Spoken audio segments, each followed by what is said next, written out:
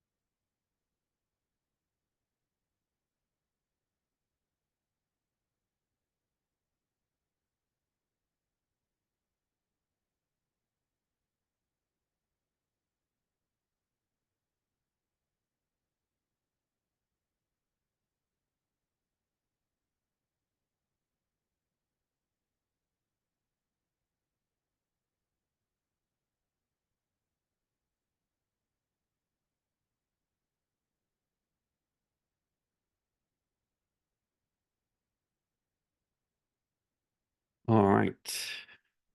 I think we've waited long enough. So let's get started. So thank you for joining us today. My name is Elad Shamir, and the topic I will present today is attackers follow security principles too. Just a quick housekeeping note before we begin. We will record today's webinar and share it in our post-webinar email to all attendees. The recording will also be available on demand shortly after the webinar concludes. You can access the on-demand recording using the same registration link that you used to join us today.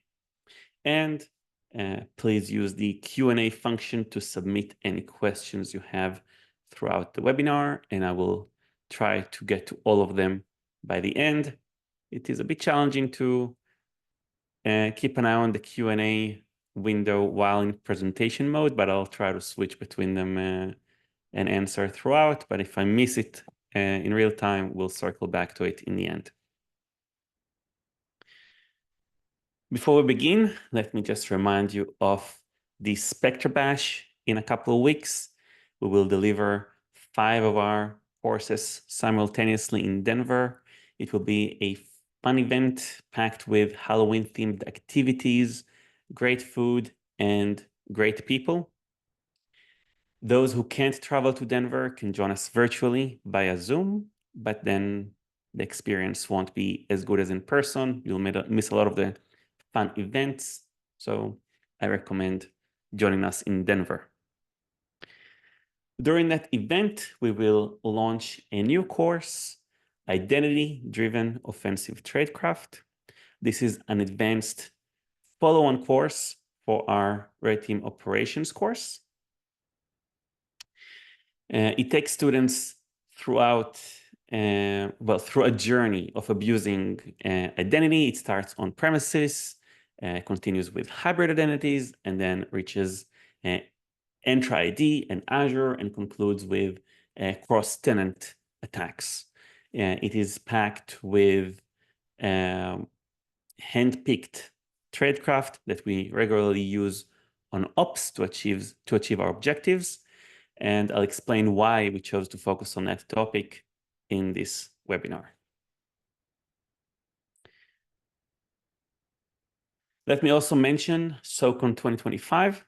It was a very successful event last time, so it was a no-brainer to do it again next time in 2025. Next time it will be 2 days of talks instead of just one, followed by 4 days of training. If you attend the training, you get a free pass for the talks, but not the other way around. If you attend talks, you don't get a free pass for the training. The call for papers will open next week on October 1st. So if there's a topic you'd like to present, don't be shy. We'll be happy to receive your submissions. And without further ado, let's begin. The agenda for this webinar is simple. I want to cover three things. One, make the case for why attack paths are identity-driven. Two, explain my theory for what makes an attack path. People love debating that with me, so maybe we'll have a bit of that in the Q&A time in the end. And I'll propose a framework for attack path discovery. Many of you follow that framework subconsciously, at least to some extent already, and I want to try to formalize it. So, what are identity-driven attacks? Gone are the days that of systems allowing you to access resources without authentication. Every modern technological ecosystem nowadays has a mechanism or maybe a set of mechanisms that govern access to resources. These mechanisms must handle authentication and authorization. Authentication is the process of verifying the identity of the principal, and authorization is the process of determining whether the principal is permitted to perform the requested action on a resource in the current state of the principal, the system, or the resource.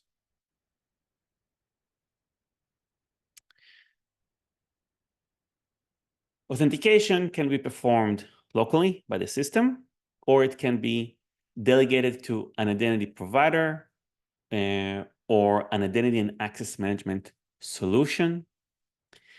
These providers or solutions can be on premises, like Active Directory, in the cloud, like Entra ID, or federated to external providers.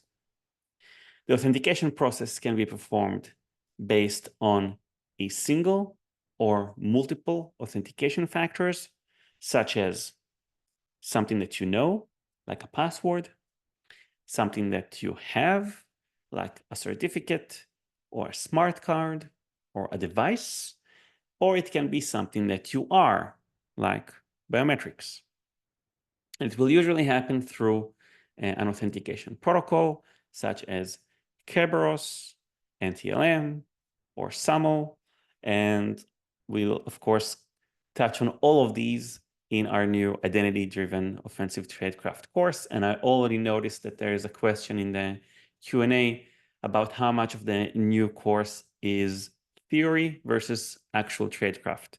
The answer is that it is very much actual tradecraft. In every topic that we cover, we start with some theory. I'm not in the business of training script kiddies. So we explain the theory, we explain how things work and why they work that way. And after that, we teach all the advanced tradecraft that targets the technology. So there is theory, but it is very much practical, including hands-on labs. Now, authorization boils down to a set of access control rules enforced by the SRM, Security Reference Monitor, or the IAM component of the system. And these rules have the following elements typically. The subject requiring access, requesting access, the action that the subject is permitted or forbidden to perform, the object or resource that the subject can or cannot perform the action on. There could also be additional requirements or conditions that must be met in the current state of the subject, the object, or the system. For example, time or location restrictions. And then, of course, there's a decision, allow or deny access. Now, some rules can be implicit and some decisions can be implicit. For example, if the system enforces a deny by default policy, then anything not explicitly allowed by an access control rule will be denied.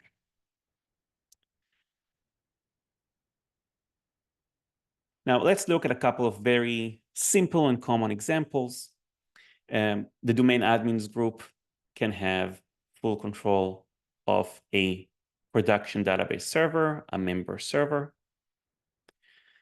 And similarly, the global admin role can have full control on a storage account under a couple of conditions if access originates from a compliant device and with multi-factor authentication. Now, why care?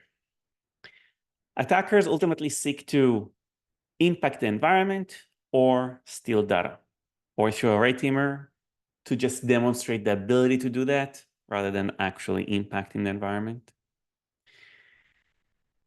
That will pretty much be all the techniques listed under the matter attack framework under the impact category. So barring physical destruction of, let's say, the data center, all attack paths require navigating at least one access control mechanism in order to make that impact. It can be a variety of credential abuse or user impersonation techniques to assume the identity of someone with access. It can also be targeting the access control mechanism directly, for example, by modifying an access control list. And it can also be exploitation or manipulation of components with permitted access. For example, even if we exploit an unauthenticated buffer overflow on a remote system, we will ultimately seek to perform an action on a resource that this vulnerable component is allowed to access. And that is why attackers usually seek to gain domain admin or global admin, or as I like to call it, enterprise identity dominance. Dominating the enterprise identity infrastructure allows impersonating or taking over principals with access to the target resources, and it allows the attackers to achieve their objectives. It also enables rapid lateral movement and installing hard to find and hard to remove persistence. Not to mention that at this point, attackers typically have more access than the defenders do. So that turns any effort to contain the breach and eradicate the threat into a complex and collaborative effort, which gives the attackers a clear advantage. So now let's circle back to the example I presented earlier and draw an attack path around it. This is a very common and representative attack path. An attacker compromises a workstation. This workstation has a session for a DA user who is, of course, a member of the domain admins group. The domain admins have full control of the production database server. It is a member server. And domain admins also have full control of the PO admins domain group. Members of this group are admins to the privileged access workstation. This is also a domain joined workstation.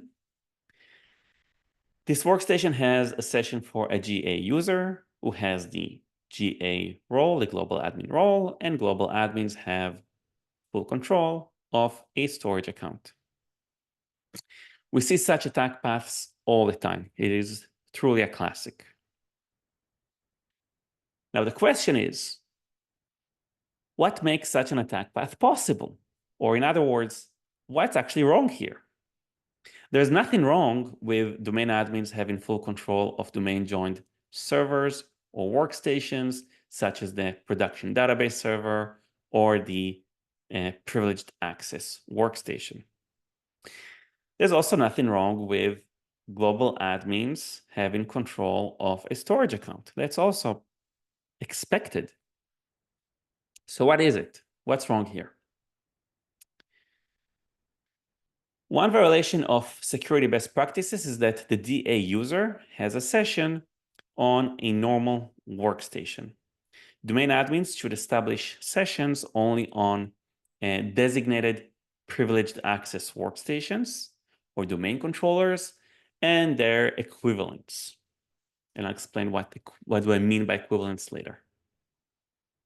You can also argue that a GA user should never establish a session on a domain joint host, because then compromising the on-premises domain can lead to the compromise of the cloud tenant as well.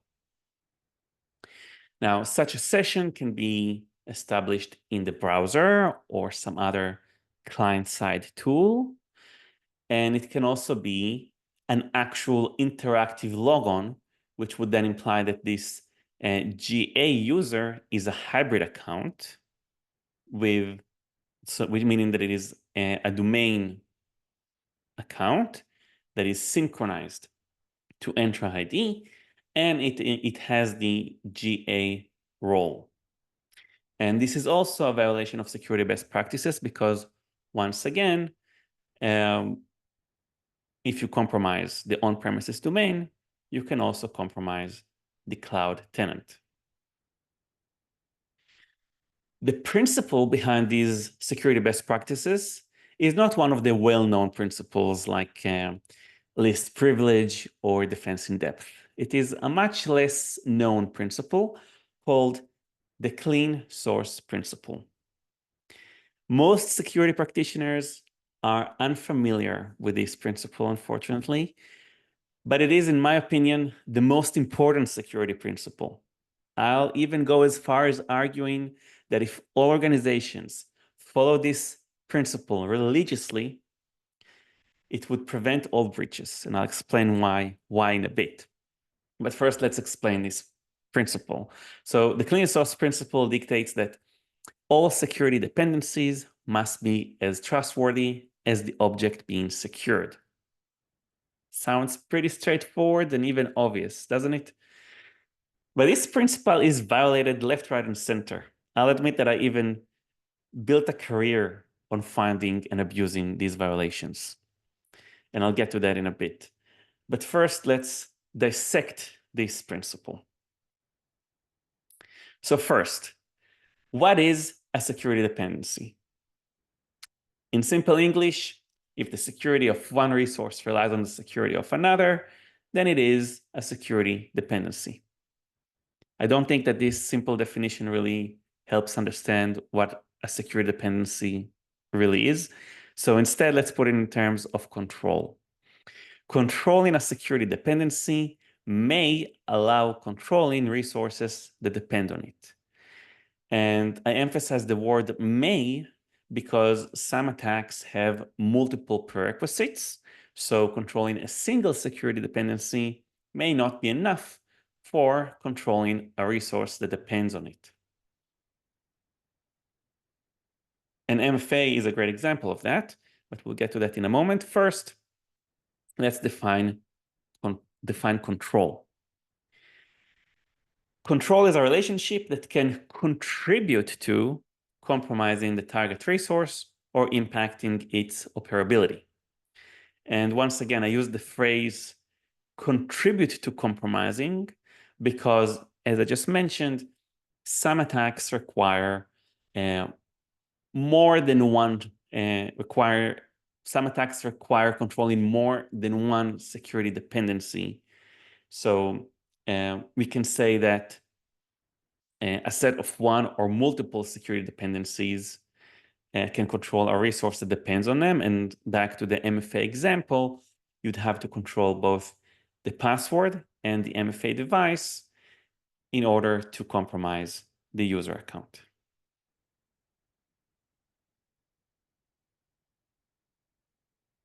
Another important observation to make is that security dependencies and control are both transitive. This means that if A controls B and B controls C, then A also controls C indirectly through transitivity. Or with a more concrete example, if a workstation controls a user that has a session on it, and the user controls a server, then the workstation also controls the server indirectly through transitivity, or in terms of security dependency. If the security dependency, if the workstation is a security dependency of the user that logs onto it, and the user is a security dependency of a server that is an admin to, then the workstation is also a security dependency of the server through transitivity. Now, let's take all that and define attack paths. An attack path is a chain of control relationships with at least one violation of the clean source principle. And this is a very simple and classic example of that. If you remove the violation, it is not an attack path.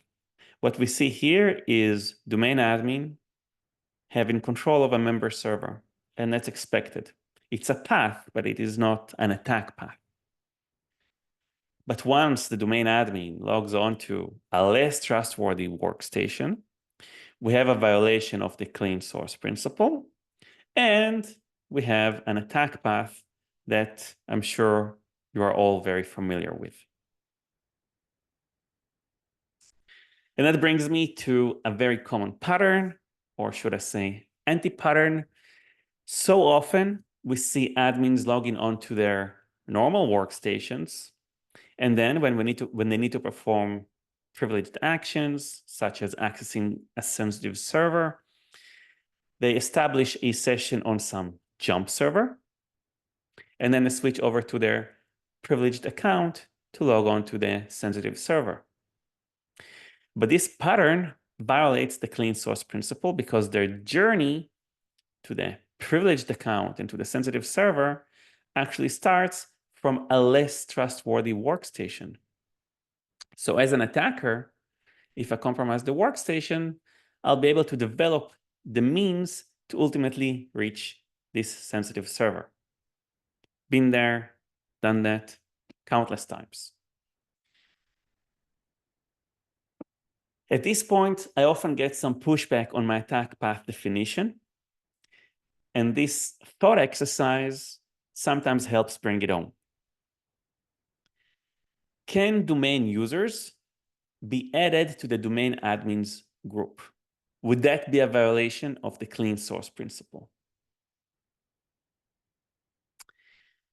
The short answer is that in practice, yes, absolutely, it will be a violation of the clean source principle, and no organization should ever do that. In theory, though, if an organization wanted to do that for whatever reason, they could, in theory, apply all the required security controls to domain users to make them as trustworthy as domain admins.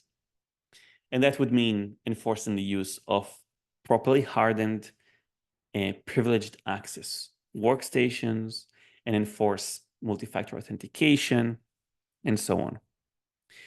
In such an environment, if you had just network access, you would not be able to compromise any domain user or the environment at large. And if you want to make some argument about 0 days, then I'd respond that if a privileged access workstation or a domain controller are vulnerable to a 0 day, then they are not trustworthy to begin with, and this is your clean source principle violation. Now, all that is well and good in theory. In practice, though, if an organization applies all these security controls to domain users, it will create an impossible environment to work in. So unless the organization's sole purpose is to run Active Directory, they will not be able to achieve their goals or get anything done. So my suggestion to everyone, whether you are a red teamer or a blue teamer, is to start thinking in terms of security dependency, control, trustworthiness, and clean source. If you do that, it will help you discover the new attack paths, and it will help you focus the remediation strategy on what really matters. So every time you see an attack path, start asking yourselves the following questions. Does the edge represent control? What are the security dependencies that allow such control? Is the source node as trustworthy as destination node? And where is the clean source principle violation?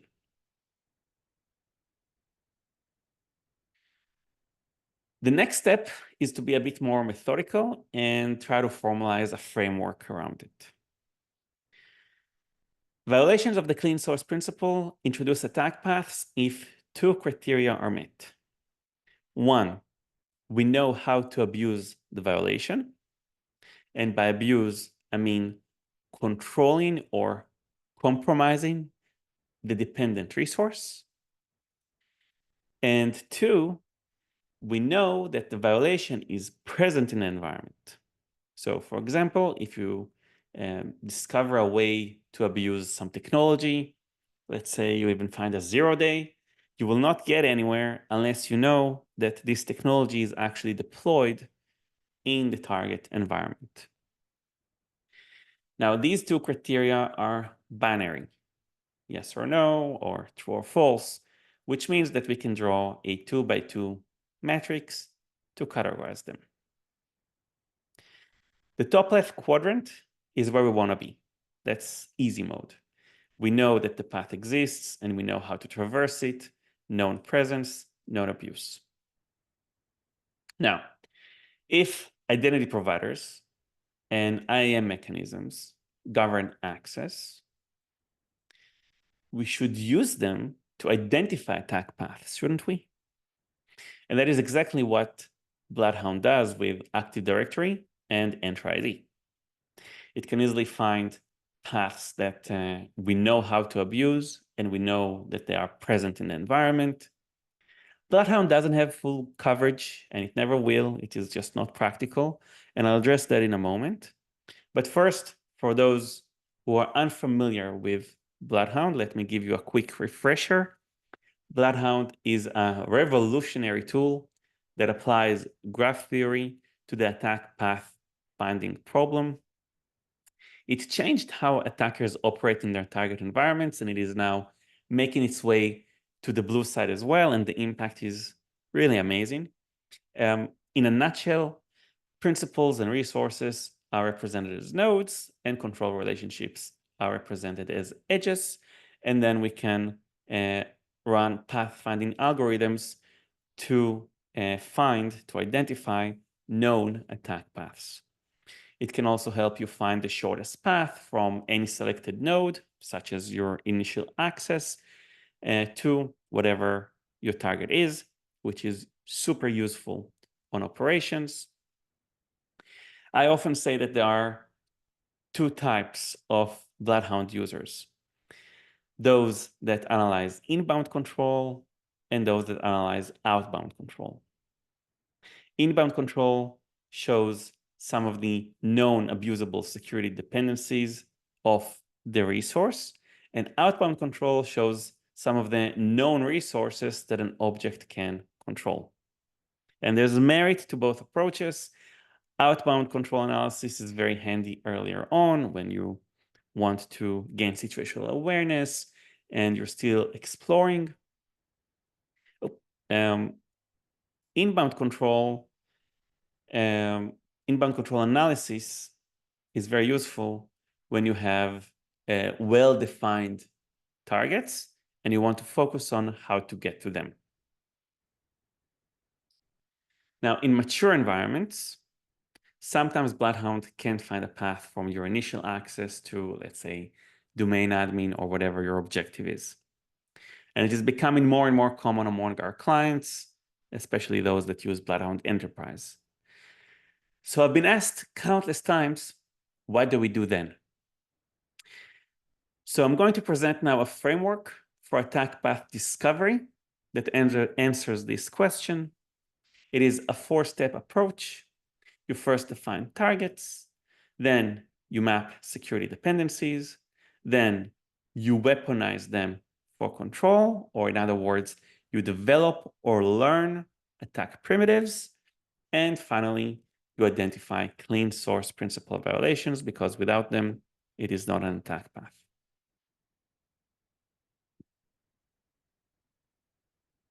All right, so the first step is pretty self-explanatory.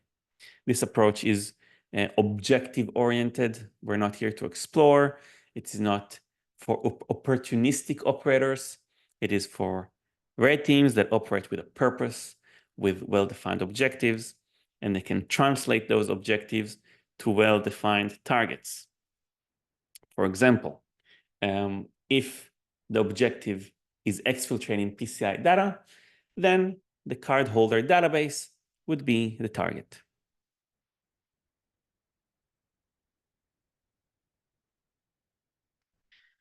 The next step is mapping the security dependencies of the target resource. I'll admit that I don't operate much nowadays, but it used to be my favorite part of every engagement. What we do here is trying to move upward from the bottom 2 quadrants to the top 2 quadrants. Or in other words, we're trying to learn what's present in the environment, transition from unknown presence to known presence. To do that, we need to perform reconnaissance, enumeration, and pretty much everything under the discovery column of the MITRE ATT&CK framework. The bottom left quadrant represents paths that we know how to abuse or how to traverse, but we don't know if they're present in the environment.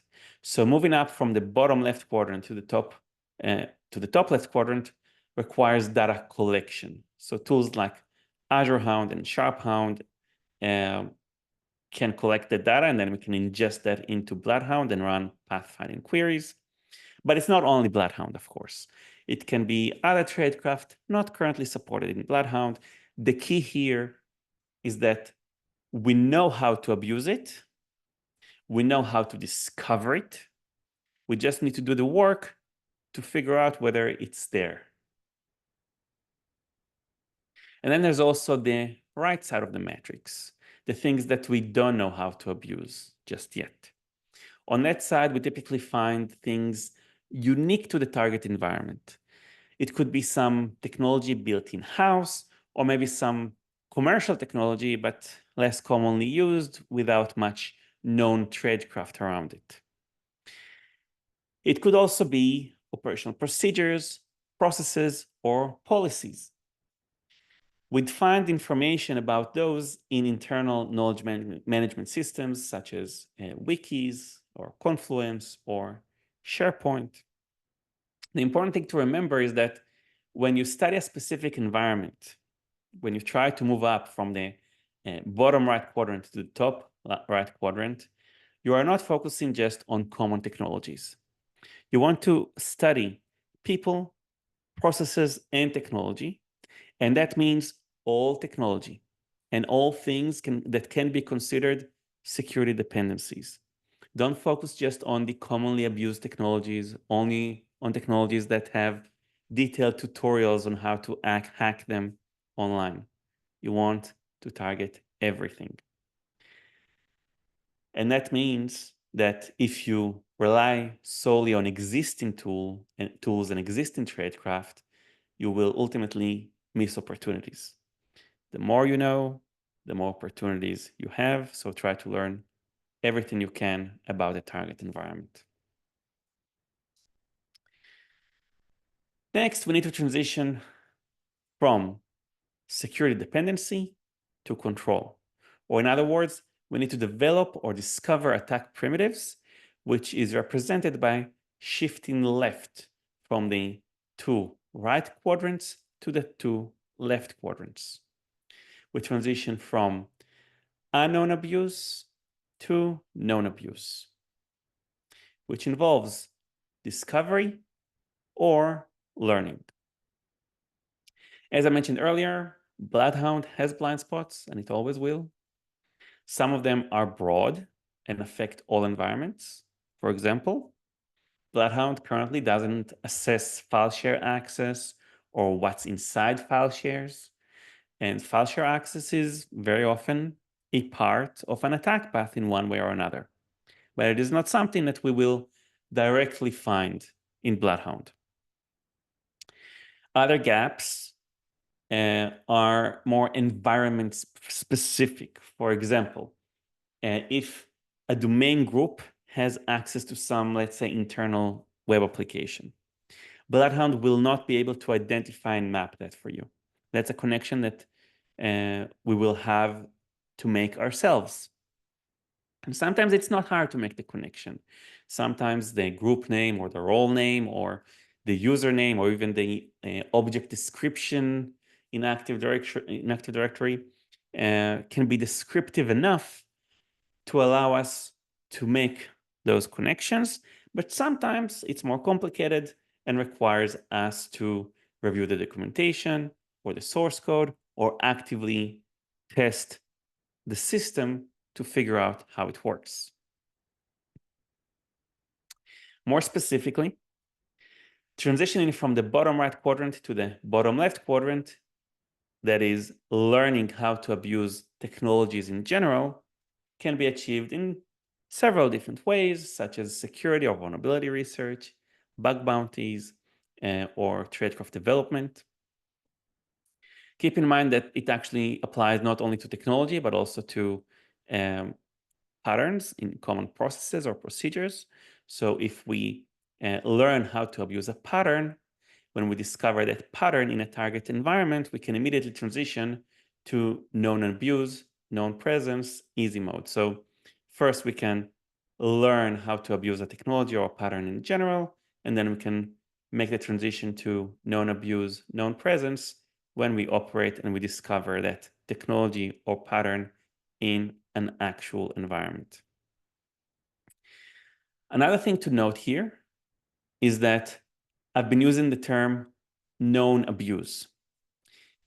If you want to turn the unknown into known, you can do that through discovery by researching it, or you can do it through learning, which is a great opportunity for me to once again shamelessly plug our new identity-driven offensive tradecraft course, which we developed specifically to equip students with the knowledge to discover and abuse attack paths and move from the bottom right quadrant to the bottom left quadrant and be just a step away from easy mode.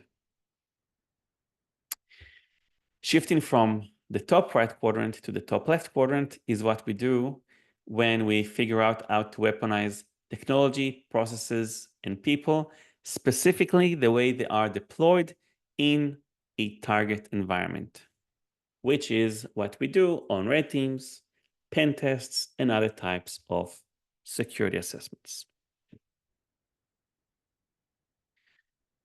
Now, finally, when we have a clear understanding of the security dependencies, the control relationships, and how to abuse them, it is time to identify clean source principle violations and discover attack paths. Now remember, all systems have security dependencies. That's inevitable. However, we have an attack path only when a clean source principle violation is actually introduced into the mix. So what we need to do now is to map everything. So let's follow Bloodhound's conventions and draw principles and resources and security dependencies as nodes. And we can draw control relationships as edges, and we can distinguish between relationships that we know how to abuse and those that we don't know how to abuse with different edge types, such as solid versus dashed. But you can use whatever convention that is best for you. And then we can assign trustworthiness levels.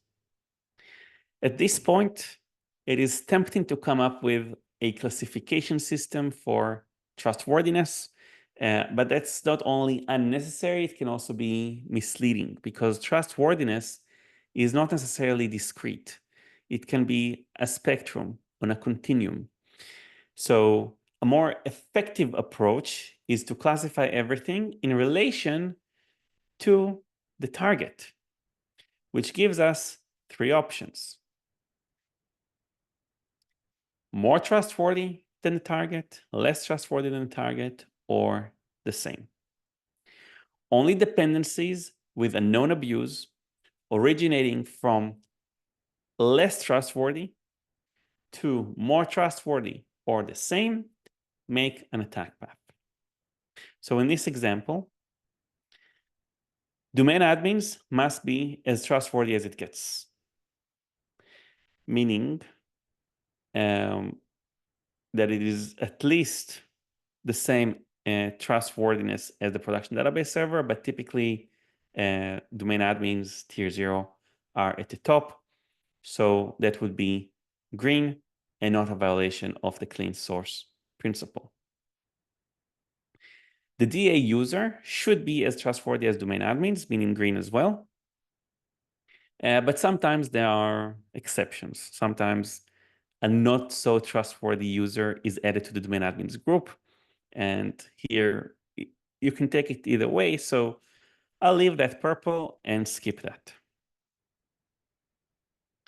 Now the workstation is a different story. Normal workstations, unlike privileged access workstations, are less trustworthy than domain admins. And they're also generally less trustworthy than servers. In the original tiering model, workstations would go into tier 2 and servers would go into tier 1 typically. So we can mark that red, and this would be our clean source principle violation, which makes this an attack path. And this is a really very simple example, but I'm sure it is very familiar to all of you. Now, if you stop and think about it for a minute, I think you will realize that at least some of you have been going through this process, maybe subconsciously, when trying to discover attack paths.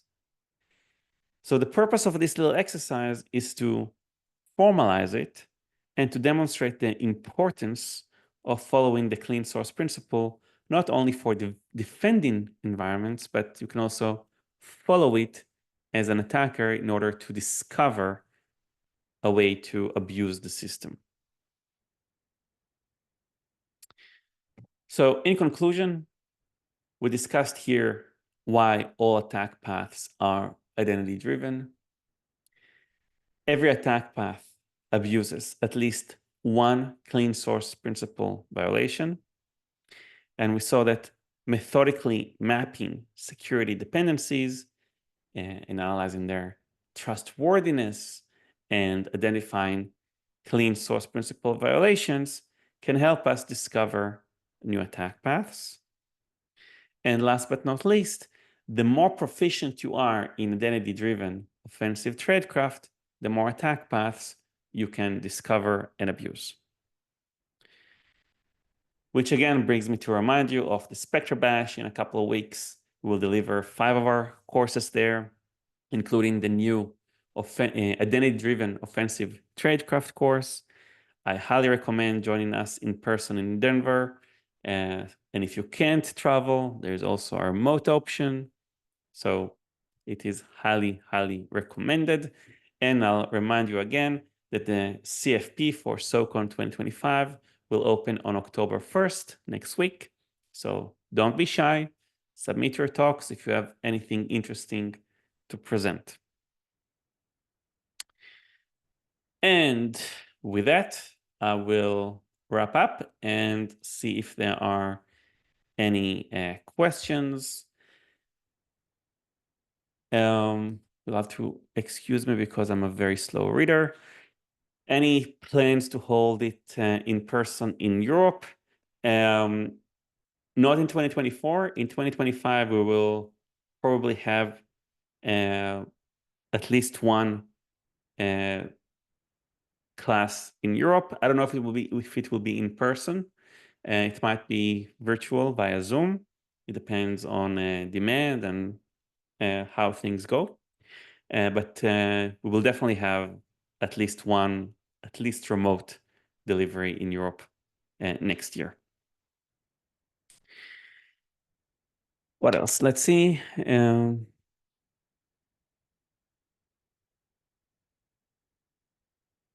Okay, can you give us a preview of some of the tradecraft you will be discussing in the course? For example, in example you gave of DA having a session on a workstation, I suggested just searching Confluence, Jira for creds to that workstation. Okay, so not at all. It's not as simple as just looking for creds. When I mentioned Confluence and Jira, I didn't mean that we'll just look for creds. It was in the context of trying to understand how the system is deployed and configured, trying to understand what are the security dependencies. Maybe you will find that a system is deployed on some servers. Maybe it is managed through some jump hosts. Maybe you will find that there is some CI/CD pipeline that deploys to it. There's a lot that you can learn about the environment, and then you can start analyzing it to identify attack paths. Some of the things that we will cover in the new identity-driven offensive tradecraft course are, well, we start on premises with advanced Kerberos delegation attacks and NTLM abuse, all sorts of NTLM relay scenarios, not just the basics. We will then continue with a deep dive into ADCS and all the different escalation scenarios, ADFS and Okta for integrating with other third-party applications and platforms, SCCM abuse, and of course, there's Entra and Azure. We are actually going to dedicate an entire day for Entra and Azure, how to steal tokens, PRT abuse, cross-tenant attacks, lots of very interesting tradecraft. All the tradecraft that we cover in the training is handpicked. It's all things that we actually use on engagements to achieve our objectives. It is not a 101 course. It is not very basic stuff. It is actually an advanced course that requires, it ideally requires you to be an alumni of our red team operations course or one of the many other red team operations courses out there with a similar syllabus.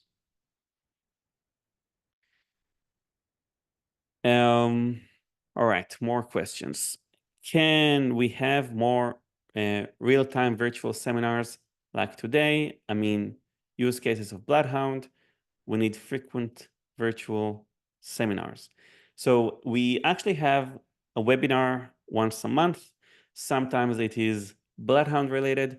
Sometimes it is more tradecraft in general. But we hold these on a monthly basis. Is there a RTO refresher course that would prepare us for the IDOT course? So we have our Adversary Tactics Red Team Operations course.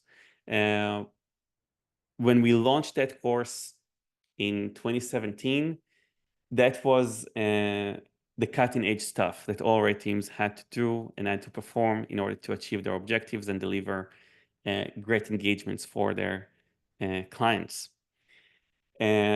Nowadays, it evolved so much that we can no longer squeeze all that into a 4-day course.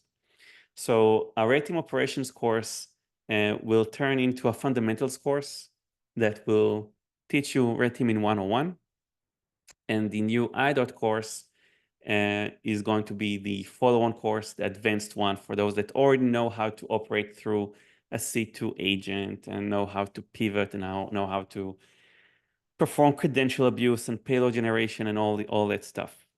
So if you have never taken our RA Team Operations course or a similar one, I recommend doing that before taking the IDOT course. In the IDOT course, we're not going to leave anyone behind when it comes to understanding the tradecraft. The lectures are actually very, very detailed. They go from the very fundamentals to very advanced stuff. So even if you've never RA Teamed before, I don't think we'll leave you behind. However, when it comes to the labs are quite complicated, quite elaborate. If you've never worked with a C2 agent before, for example, or you never pivoted through a SOX proxy, it might be a bit challenging for you. So taking the RTO course first is highly recommended. Is there even a way to access a tier 0 asset in AD starting from a T1, T2 client without creating an attack path? Or do you need to start from a tier 0 POM? All right, so basically, can we compromise tier 0 if we're starting from a tier 1 or T2 asset? Okay, so there's the theory and there's the practice. In theory, in a perfectly designed and implemented environment, you will not be able to compromise tier 0 if you're not already on a tier 0 asset. In practice, though, it's never the case. Unfortunately, it's very easy to make mistakes and violate the clean source principle. And what we as red teamers or real threat actors do is study the environment to identify those violations and abuse them, piggyback them to get to tier 0. Another thing is that it's actually very expensive and cumbersome to operate in a perfectly designed environment where there are no clean source principle violations and tier 0 is perfectly configured. So organizations ultimately do some risk management and they make some compromises. And with every compromise comes a risk. And we as attackers need to identify them and figure out a way to weaponize them, develop the attack primitives to transition from wherever we are to a tier 0 asset.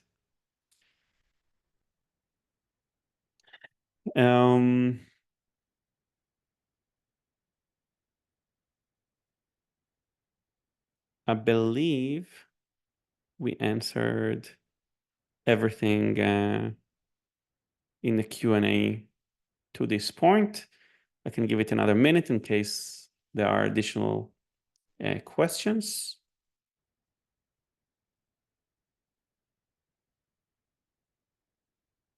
I'll remind everyone that if you want to review this again later, it was recorded and it will be available through the same link that you used to join us today. And it will also be uploaded to YouTube later on. I hope to see you again in a webinar or in the new IDOT course. And that's it. Have a nice day.